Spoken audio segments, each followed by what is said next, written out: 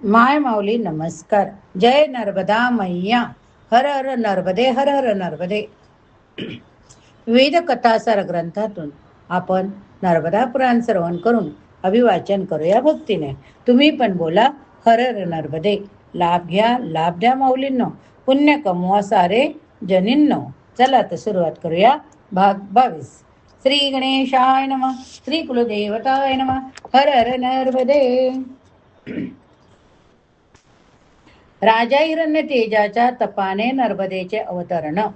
युधिष्ठिराने मार्कंडेयांना विचारले, भगवान राजा पुरुरवाच्या अगोदर महाराज हिरण्य तेजाने नर्मदा देवीला कशा प्रकारे पृथ्वीवर आणले हे सांगण्याची कृपा करावी.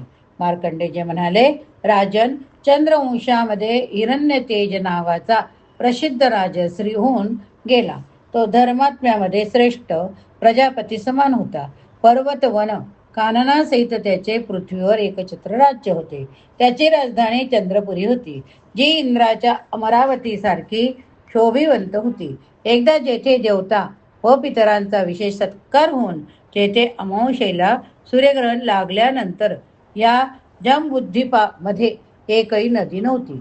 त्याचप्रमाणे बावडी, कुवा, सरोवर काहीच उपलब्ध नव्हते.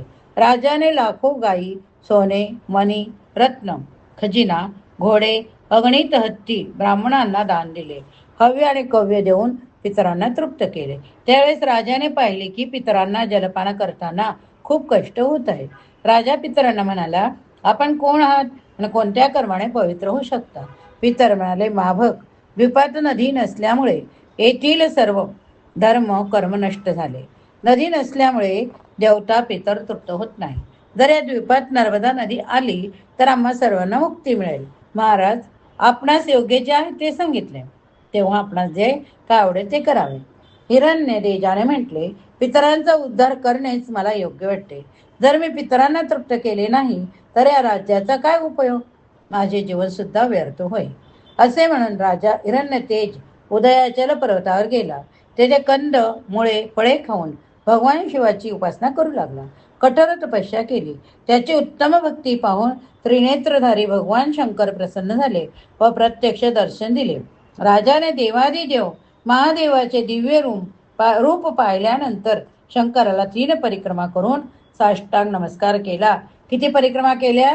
3. स्तुती पण केली. राजा म्हणाला, सुरेश्वर, आपल्याला नमस्कार आहे. शूरपाणी, आपल्याला नमस्कार प्रभू. आपणच पृथ्वी, जल, तेज, वायू, आकाश, शब्द, स्पर्श, रूप, रस, गंध, बुद्धी, मन, अहंकार, प्रकृती व तिचे गुण पण 3 तुम्हीच आहात. आपणच सर्व इंद्रियांचे प्रेरक, सर्व व्यापी, सर्व कलायुक्त, तसेच कलारहित अविनाशी परमेश्वर आहात. ब्रह्मा विष्णू यांनाही आपला आधी अंत माहीत नाही. महातेजाने केलेली स्तुती ऐकून देवादिदेव जगदीश्वर शिवजी म्हणाले, महाभाग, तू आपल्या इच्छेनुसार वर माग. तेव्हा राजा म्हणाला, हे देवेश्वर, 7 कल्पात प्रवाहित असलेल्या नर्मदा देवीला आपण मृत्यू लोकात उतरवा. पितर घोर नरकात पडले, त्यांचा उद्धार करून ते तृप्त होतील. त्यांना मुक्ती मिळून ते परमगतीला प्राप्त होतील. याकरिता नर्मदा देवीचे अवतरण होणे जरुरीचे आहे. महादेवजी म्हणाले, तात नर्मदाजी सर्व ब्रह्मा, विष्णू, देवता, दैत्य तसेच अन्य अल्पजीवी प्राण्यांच्या द्वारा पृथ्वीवर उतरत नाही. तेव्हा दुसरा कोणताही वर माग, तो लगेच देतो. हिरण्य तेजा म्हणाला, आपण प्रसन्न झाला तर 3 लोकात काहीच अशक्य नाही. मी हजारो जन्म धारण केले तरी दुसरा वर मागणार नाही. देवेश्वर, मी आपल्या सेवकांचा सेवक आहे. मला फक्त नर्मदाच द्या. राजाचा निश्चय पाहून भगवान शंकराने नर्मदा देवीला आवाहन केले. ती मगरीवर आरूढ दिव्य रूपाने शिवजी समोर आली. उमा महेश्वराच्या चरणांना स्पर्श करून उभी राहिली. नम्रपणाने म्हणाली, देवेश, आपण कशाकरिता माझे स्मरण केले? महादेवजी म्हणाले, नर्मदे, राजा हिरण्य तेजाने आपले राज्य सोडून 14,000 दिव्य वर्षापर्यंत घोर तपश्चर्या केली. तेव्हा त्यांच्या इच्छेनुसार तू पृथ्वीवर ताबडतोब जाऊन तेथे नरकात पडलेल्या पितरांचा उद्धार कर. नर्मदा म्हणाली, देव, मी आधाराशिवाय जम्बूद्वीपला कशी जाऊ? हे ऐकून महादेवजीने पर्वताला सांगितले की तुम्ही क्षणभर स्थिर व्हा, ज्यामुळे नद्यांमध्ये श्रेष्ठ असलेली नर्मदा पृथ्वीवर जाईल. तेव्हा सर्व परत म्हणाले, देव, आम्ही नर्मदेला धारण करण्यास समर्थ आहोत. त्याच वेळेस उदयाचलने उभे राहून म्हटले, महादेवजी, आपल्या कृपेने मी नर्मदेला धारण करण्यास समर्थ आहे. त्यानंतर उदयाचलाच्या शिखरावर चरण ठेवून नर्मदा देवी आकाशातून पृथ्वीवर आली आणि वायूच्या वेगाने पश्चिम दिशेला वाहू लागली. त्यावेळेस तिन्ही लोकात खूप हाहाकार झाला. नर्मदेच्या पाण्याचा तो भयंकर कल कल नाद ऐकून पातळातून एक तेजोमय प्रज्वलित लिंग प्रगट झाले आणि ओंकारपूर्वक आवाज झाला, सर्व पापांचे हरण करणाऱ्या नर्मदे, मर्यादेचे पालन कर. तुला धारण करण्यास महादेवजींनी 3 पर्वताची सृष्टी निर्माण केली.